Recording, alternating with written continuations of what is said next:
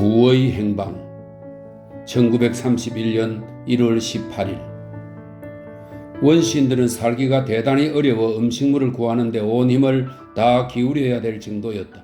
그들은 날마다 나무 열매를 주우며 음식물을 찾아 여기저기 쏘다녀야 했다. 그러는 동안에 어느 사이엔가 부족이 생겨났다. 부족이란 함께 생활하고 함께 사냥하는 대가족을 말하는 것이다. 혼자 살기보다는 여럿이 무리를 지어 사는 것이 안전했기 때문이다.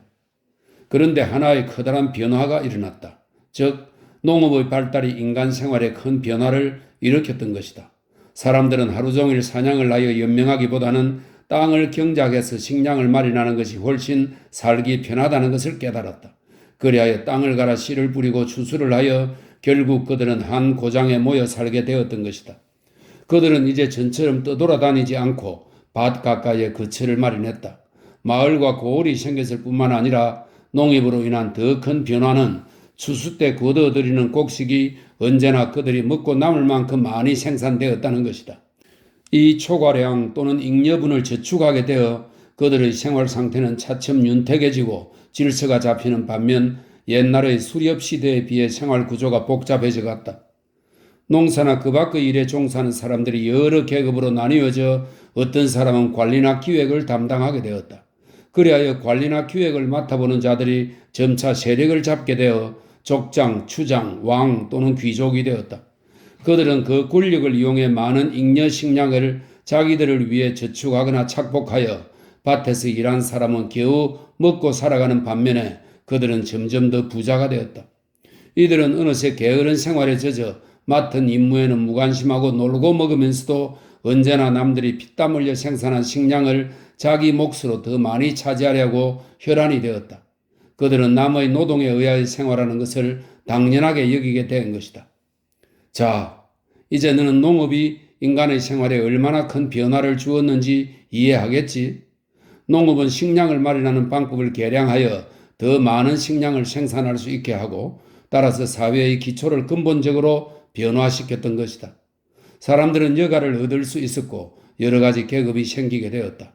이래하여 식량을 얻기 위하여 누구나 반드시 밭에서 일해야만 하는 것이 아니라 어떤 사람들은 다른 일에 종사할 수 있게 되어 여러 가지 직업이 생기고 새로운 전문 분야가 마련되었다. 그런데 권력은 대체로 기획 부분을 담당하는 계급의 손에서 떠나지 않았다. 우리는 나중의 역사를 보아도 식량이나 생활 필수품의 새로운 생산 방법이 얼마나 큰 변화를 가져오는가를 알 수 있다. 인간은 식량 이외에도 많은 물자를 필요로 하게 되었다. 그런데 생산 방법의 커다란 변화는 동시에 사회에도 커다란 변화를 가져오게 마련이다.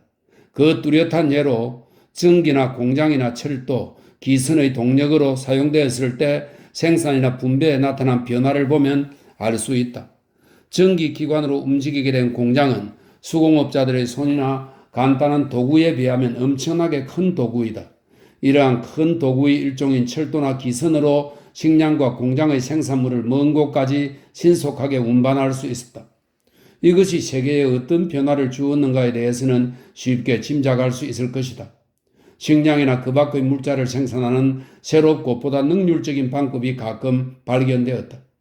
너는 물론 생산을 위한 보다 나은 방법이 마련되면 세계는 그만큼 번영하게 되고 누구나 지금보다 더 풍족한 생활을 하리라 생각할 것이다.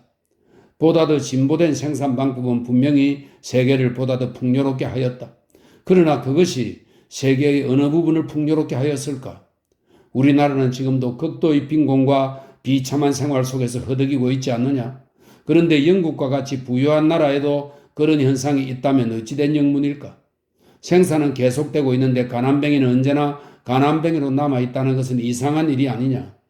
어떤 나라에서는 그들의 생활이 어느 정도 나아지기는 하였지만 새로 쏟아져 나오는 생산품의 엄청난 양에 비하면 그것은 극히 보잘것없는 것이다. 그런데 우리는 여기서 이렇게 많은 생산품들을 누가 차지하는지 쉽게 알아낼 수 있다. 그것은 모든 물자를 한 입에 삼키려고 사자 같은 아가리를 벌리고 있는 관리자나 그 주위에 있는 사람들의 소유가 되는 것이다. 그런데 더욱 이상한 것은 노동과는 상관이 없는 자들, 즉 남이 땀 흘려 벌어놓은 것을 무더기로 빼앗아가는 자들이 속하는 사회 계급이 존경받는 일이다. 그래서 일부 철없는 사람들은 자기의 생활을 위하여 노동하는 것을 부끄럽게까지 생각하고 있다. 이것이 오늘날의 거꾸로 된 세상의 모습이다. 밭이나 공장에서 일하는 농민이나 노동자야말로 세계의 식량과 재물을 생산하는 사람들인데도 불구하고 가난한 생활을 하고 있다는 것은 놀라운 일이다. 우리는 조국의 자유를 떠들지만 그것이 이 거꾸로 된 상태가 바로 세워져 일하는 사람들에게 땀의 결실을 나누어 주는 것이 아니라면 어찌 자유라고 할 수 있겠느냐.